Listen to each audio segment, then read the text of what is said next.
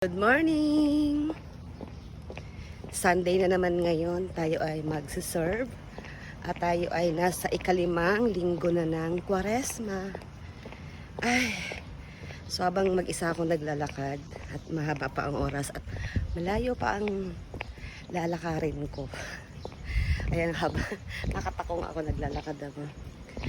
Ayun nga, wala pa yung car ko, pinapahilamos ko. Para naman medyo maganda-ganda naman pag ginamit ko na. So hindi ko alam kung kailan ko pa siya magagamit. So yun ha, alam nyo na.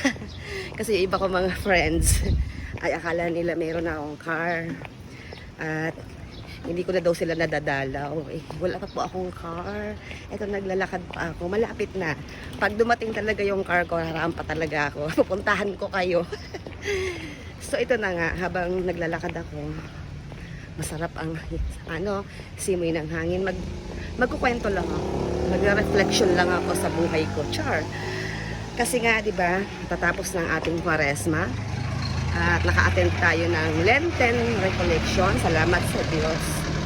At na-refresh na naman ang ating pananampalataya. So, yun na nga. Nakakatuwa si Father. Napakarami kong napulot na lesson at natutunan sa kanyang talk sa recollection. So yun na nga, ang sabi niya, matatapos na ang Kwaresma ay kamusta naman daw ang ating Kwaresma. Dahil alam naman natin na good morning. Good morning po. Alam naman natin na ang Kwaresma ay sineselebrate natin ito para sa ating pagbabago, pag-aayuno, pagsisisi, pagbabalik loob sa Diyos. Dahil nakikiisa tayo sa paghihirap at ni Jesus ng 40 days. Pag-aayuno niya ng 40 days bago siya ipako sa krus. Namatay at muling nabuhay. So, good morning. So, kala siguro nila nagsasalita ako mag-isa dito. So yun, yun, nagsiselebrate tayo. Malapit na matapos, nasa ikalimang linggo na tayo at next Sunday ay palaspas na. So yun, reflection for myself dahil malapit na ay talaga namang challenging. Kasi habang palapit ng palapit ang Kwaresma ay matapos, palapit ng palapit din yung tukso. So, maraming temptation na dumarating. Parang si Jesus, sinutokso ng demonyo.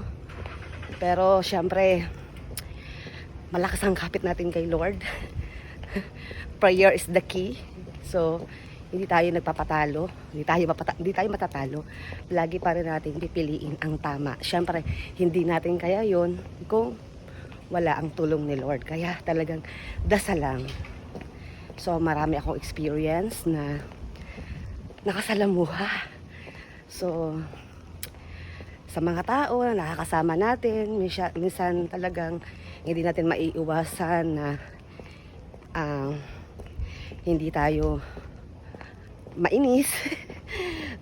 'Di ba? Meron tayong mga tao lang tayo. So tao tayo. Hindi natin kasi lahat ng tao ay mapiplease kung gusto tayo or hindi tayo gusto. So may mga taong gusto, hindi rin natin gusto, 'di ba? So yun nga, ang temptation talaga ay dumarating. Pero syempre, yun, kailangan piliin pa rin natin ang tama. Kasi para matuwa si Lord. Kasi yung mga taong nasa paligid natin na hindi natin gusto, na hindi natin gusto at di rin tayo gusto, ay dapat nating ispagpasa Diyos, di ba? Kasi hindi natin yun makokontrol. Hindi natin kaya nagustuhin ng isang tao kung tayo lang ang masusunod. At hindi rin natin mapiplease ang isang tao na gustuhin tayo. So, ipag-pray natin na sana pag-ibig, pagmamahalan ang mamayani sa ating mga puso. Kaya, at kapayapaan. So, at yung kalooban ni Lord ang masunod sa bawat isa sa atin. So, yun lang. Ang ano ko dito, ang conclusion ko dito ay dasal lang talaga. Walang ibang makakatalo sa negatibong nararamdaman natin, kundi panalangin. Walang imposible sa panalangin. Kaya, pray the rosary, magbebena, pray your intention, at dasalin natin yung mga dasal natin. Yung dasal sa nating mga Katoliko at yung dasal natin mula sa puso. At dagdagan natin na kailangan din talaga na tayo ay mangumpisal at syempre ang pagsimba. So ngayon kailangan at least man lang makapagkumpisal tayo bilang mga Kristiyanong Katoliko, ay at least once a year ay makapagkumpisal tayo at tumanggap ng banal na komunyon. At sana araw-araw makapagsimba at lalo na ang Sunday, talagang dapat magsisimba tayo at ang mga holiday obligation natin. Kaya yun, kapag nagawa natin yon ay matutuwa sa atin si Lord.